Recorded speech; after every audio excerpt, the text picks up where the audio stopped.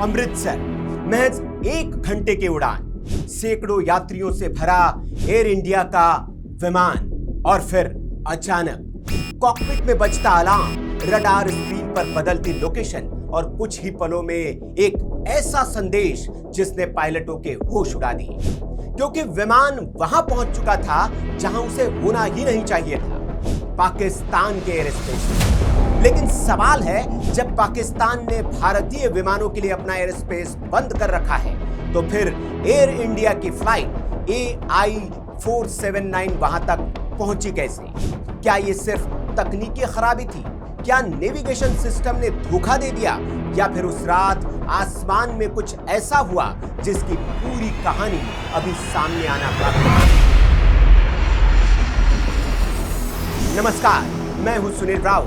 22 जून 2026 रात के करीब 9:18 एयर इंडिया की फ्लाइट AI 479 दिल्ली एयरपोर्ट से अमृतसर के लिए उड़ान भरती है। सब कुछ सामान्य था, फ्लाइट समय पर थी, मौसम भी बड़ी समस्या नहीं था।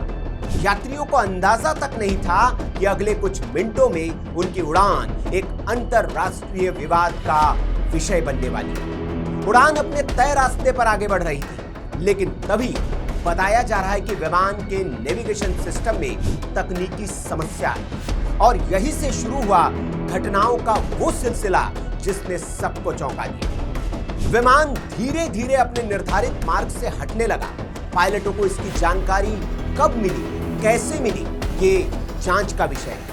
लेकिन रिपोर्ट्स के मुताबिक विमान पाकिस्तान के लाहौर फ्लाइट इंफॉर्मेशन रीजन में प्रवेश कर गया। अब यहां कहानी और दिलचस्प हो जाती है, क्योंकि ये कोई सामान्य एयर स्पेस नहीं था। अप्रैल 2025 से पाकिस्तान ने भारतीय रजिस्ट्रेशन वाले विमानों के लिए अपना एयर स्पेस बंद कर रखा है।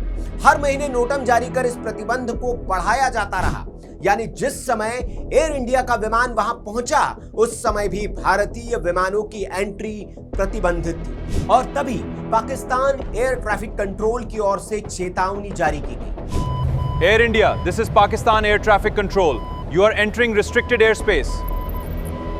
Move around immediately. यही से पायलटों को स्थिति की गंभीरता का एहसास हुआ। जरा सोचिए, अगर ये चेतावनी न आती, अगर विमान कुछ और दूरी तक आगे बढ़ जाता, तो क्या होता? क्या उसे इंटरसेप्ट किया जा सकता था? क्या मामला दोनों देशों के बीच नया विवाद बन सकता था?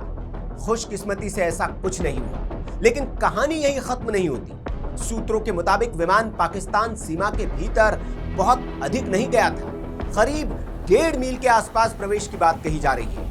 चेतावनी मिलते ही विमान ने यू टर्न लिया और भारतीय एयर स्पेस में वापस आ गया। लेकिन अब नई समस्या थी, अमृतसर एयरपोर्ट। जब तक विमान वापस लौटा, अमृतसर एयरपोर्ट पर ट्रैफिक बढ़ चुका था। रनवे तत्काल उपलब्ध नहीं था।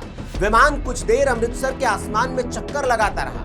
यात्री इंतजार करते रहे। पायलट लगातार एयर ट्रैफिक कंट्रोल से संपर्क में थे, लेकिन लैंडिंग क्लियरेंस नहीं मिल पाई। और फिर लिया गया एक और बड़ा फैसला, विमान को वापस दिल्ली भेजने का। दिल्लियों में सुरक्षित लैंडिंग, यात्रियों का इंतजार, तकनीकी जांच, और फिर करीब 2 घंटे के बाद वही विमान दोबारा अमृतसर के लिए रवाना हुआ। आखिरकार रात करीब 2:20 पर फ्लाइट अमृतसर एयरपोर्ट पर सुरक्षित उतर पाई। यात्रियों को करीब 4 घंटे की देरी झेलनी पड़ी, लेकिन राहत की बात यह रही कि पूरी घटना के दौरान किसी भी यात्री को कोई शारीरिक नुकसान नहीं हुआ। अब सबसे बड़ा सवाल, विमान आखिर रास्ता भटका क्यों? क्या यह सिर्फ नेविगेशन सिस्टम की तकनीकी खराबी थी? क्या कोई उपकरण सही जानकारी नहीं दे रहा था, या फिर कोई और कारण था? इन सवालों का जवाब अब जांच के बाद ही सामने आएगा। लेकिन एक बात तय है, भारत और पाकिस्तान के बीच पहले से मौजूद तनाव के दौर में एक यात्री विमान का प्रतिबंधित एयर स्पेस में पहुंच जाना सिर्फ एक तकनीकी घटना नहीं, बल्कि राष्ट्रीय सुरक्षा और विमानन सुरक्षा दोनों के लिहाज से बेहद गंभीर मामला है। जांच जारी है, और जैसे जैसे नई जानकारी सामने आएंगी, हम आपको अपडेट करते रहेंगे। ये रिपोर्ट आपको कैसे लगी, आप कमेंट बॉक्स में हमें जरूर बताएं। अच्छी लगी हो तो लाइक करें, शेयर करें, और अब तक आपने हमारे चैनल को सब्सक्राइब नहीं किया है तो ऐसी रिपोर्ट्स के लिए चैनल को भी सब्सक्राइब कर लें। नमस्कार।